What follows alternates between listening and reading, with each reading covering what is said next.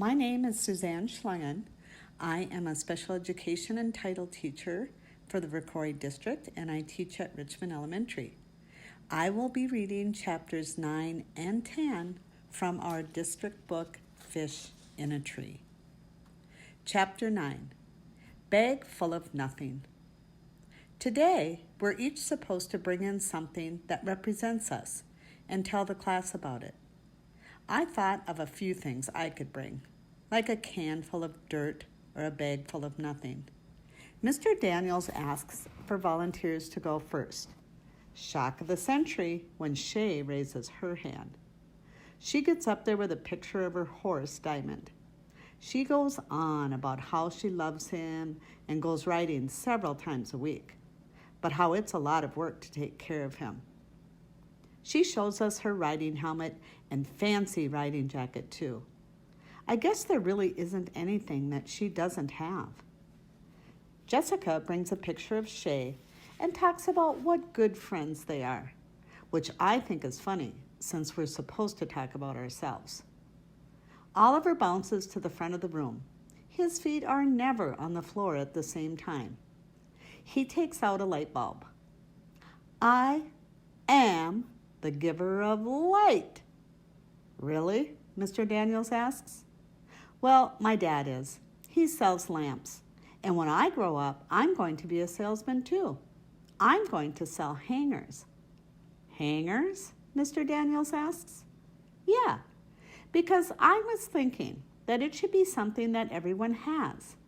Because you'd want to sell stuff that most people need. Because if you sold stuff that nobody wanted, then you wouldn't sell anything, right?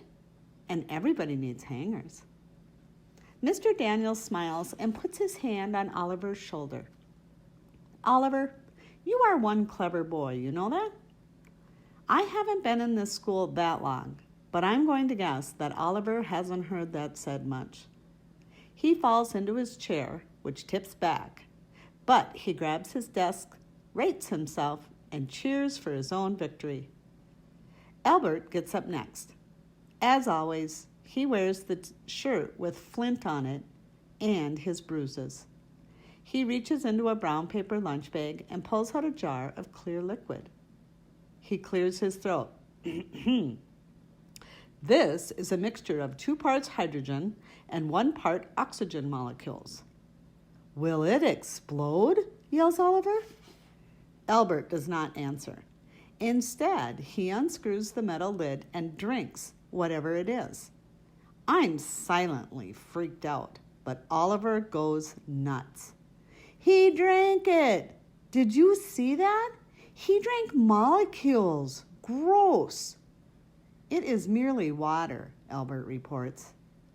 While Mr. Daniels speaks to Albert, Shay whispers to Jessica, Water? Really? That's all he's got? Shay has gotten even better at being mean. Ever since Mr. Daniels kept her in for recess for making fun of Oliver, she saves her comments for when Mr. Daniels is busy or talking to someone else. This water was taken from a giant underground lake that goes on for miles and miles, Albert announces. It's the same water that the dinosaurs walked through 100 million years ago, and the cavemen drank. It's the same water that polar bears swam in just last year, and medieval knights guzzled after battle. Oliver and most of the other boys stand, trying to get a better look. That's cool, Albert, Max says. Where did you get it? Jessica and Shay smile and lean forward to look at Max. Shay calls out, Hey, Albert, where did you get it? I got it from my kitchen faucet. Huh? The same water has been here and been reused since the earth began. It is important to me because as a scientist and historian, I know that we are but a blip on the Earth's timeline, a grain of sand on an entire beach of time. Kids are starting to groan. Here goes the professor again, Max says. Yeah, such a show-off, Jessica says, turning to Max. Now knock that off, Mr. Daniels says. I think Albert's idea is fascinating. How Earth has recycled its water over and over. Extraordinary, Albert. Next, he calls on Keisha. Keisha, she carries a small box and holds it like whatever is inside will break easily. When she takes out a cupcake, the boys argue about who will get to eat it. This is a cupcake that I made. It isn't from a box mix. It's homemade. And why is it important to you? Mr. Daniels asks. I like to bake. I told my mom I want to start a business when I get older, and she said there's no time like the present. So this is the first one I'll show to anyone outside my family. My God, Shay whispers. She acts like she's the first to make a cupcake. It's not even decorated or anything. Shay, please keep your comments constructive, Mr. Daniel says. Yes, it is plain on the outside, Keisha says, half smiling at Shay. But it's the inside that matters. Keisha takes a knife out of her box and cuts the cupcake in half and shows us the inside. As you can see, it says yum on the inside. How did you do that? Suki asks, and I'm impressed to hear her talk. She hardly ever says anything. I've been experimenting with making letters out of different kinds of dough. I stand the letters up in the cupcake batter and carefully cover them with more batter. Do you lick the spoon when you're done? Oliver asks. I like to lick the spoon, but my mom says too much sugar isn't good for me, so she doesn't bake much because... Oliver, Mr. Daniels says, pulling on his own ear. Oliver stops right away. Then Mr. Daniels looks at the cupcake. Wow, Keisha, that is pretty impressive. I'm going to call my baking business Hidden Messages, the batter way to send a note. That's fantastic, Keisha, Mr. Daniels says. The possibilities are infinite. Albert raises his hand, and Mr. Daniels points to him. The possibilities are not, in fact, infinite, as she would eventually run out of appropriate letter combinations, and the number of letters to be used in each cake would be limited as well.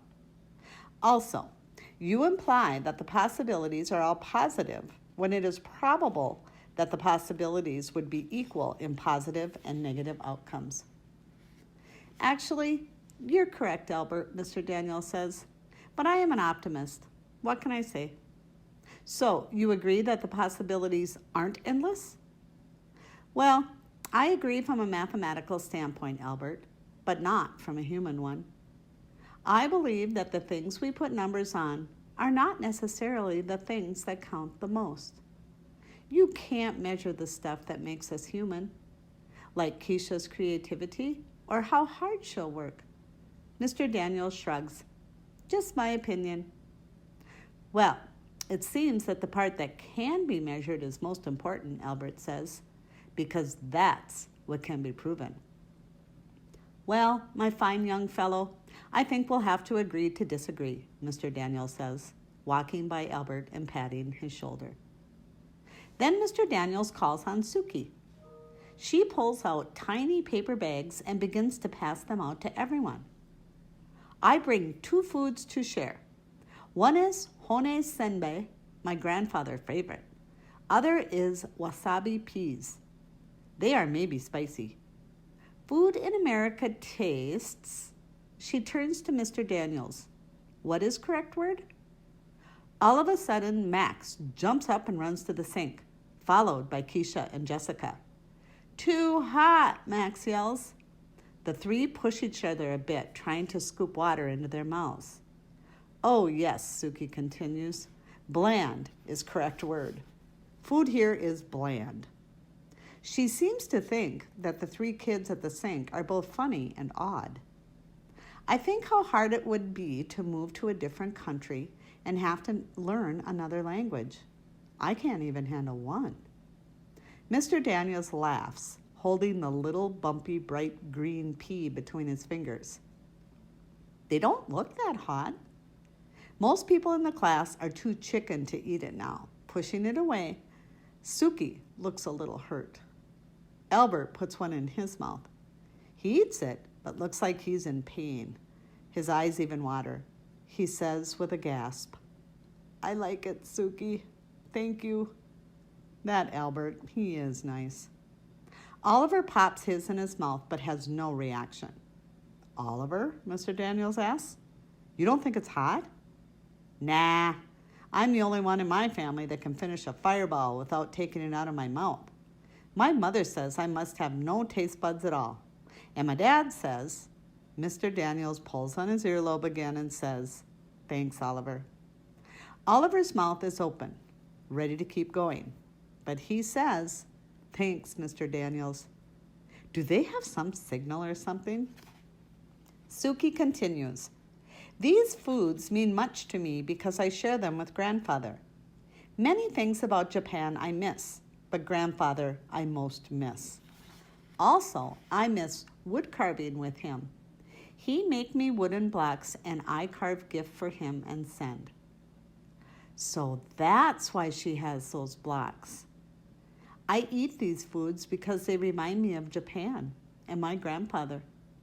I feel sad for her. What are the crackers made of? Asks Albert. Suki turns to him. They are made of shrimp and fish bones. It isn't just Oliver who goes wild over that one. Most everyone says yuck, and Suki looks up at Mr. Daniels, who turns to the class. Now, quiet down. Shrimp and fish bones? Shay asks. We prefer lobster in my family. Albert raises his hand. I would just like to point out that lobster is a very expensive meal now. But in the olden days, it was served only to peasants and slaves who revolted and demanded that they only be served lobster twice a week. And, he swallows, I think fish bones would have some excellent nutritional properties. Suki smiles for a second before she scurries back to her seat. Mr. Daniels gives Albert a solid nod. Next, it's my turn. What I ended up bringing in means something to me, but now I'm not sure the class would be nice about it. I decide to play it safe and say I forgot. I can tell Mr. Daniels is disappointed. Well then, do you have a pet you can tell us about, he asks. No, my mom is allergic. This reminds me of my dad crawling around the living room on all fours, pretending to be the puppy I begged for. Oliver starts to bark like a dog.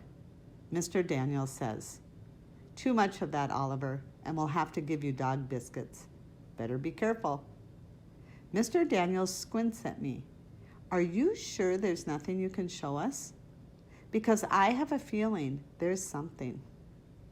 I slide my hand down into my pocket and clutch my 1943 steel penny, the object I brought in for sharing today. He watches my hand, and I realize I've given myself away.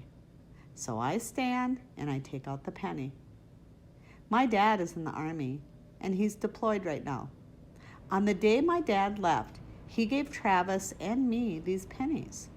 I look up at Mr. Daniels. That's my big brother. He nods. In 1943, pennies looked weird because they were silver in color like quarters. They were made of steel instead of copper because the government needed copper to make ammunition during World War II. Then, in 1944, pennies went back to the usual red copper color. Anyway, I think it's cool. I do too, Mr. Daniels says. And I think it's even more cool that you told us about it. As I walk back to my seat, I think of how when Dad left, he said that when we look at the steel pennies, we need to remember that we are unique too. And also that things will go back to normal for us, that he'll be home before we know it. I really miss him. Mr. Daniels gives Oliver a thumbs up, and I think how cool it is that they have the ear-pulling signal. That way, he doesn't always have to tell Oliver that he's doing something wrong in front of everyone. I know what that feels like, and I'm happy that Mr. Daniels cares so much. Most teachers seem to like their students to be all the same, perfect and quiet. Mr. Daniels actually seems to like that we're different.